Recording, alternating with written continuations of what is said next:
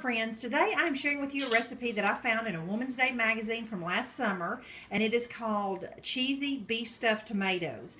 So if you find yourself having lots of extra tomatoes like I do this time of year, this is a good recipe to try and get rid of some of them, and it's just something different too. So what you're going to need is some ground chuck.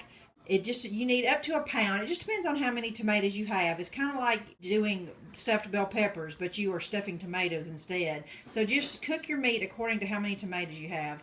But I will have the recipe linked below.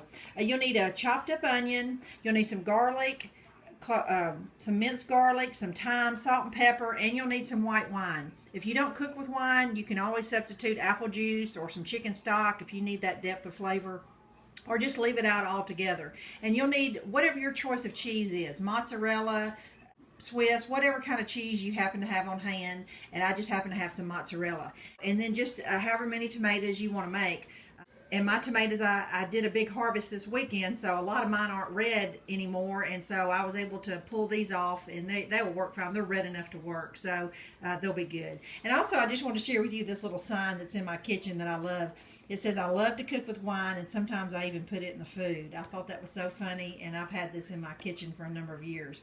These are the ingredients, and so what I'm going to do now is go ahead and brown up the ground chuck with the onions and seasonings, and then we'll get back and I'll show you how I prepare the tomatoes. Okay, you're going to take your tomato and you're just going to cut just the top part off, and then you're going to take a spoon and just cull around the edges, and you are trying to avoid cutting the outside skin through.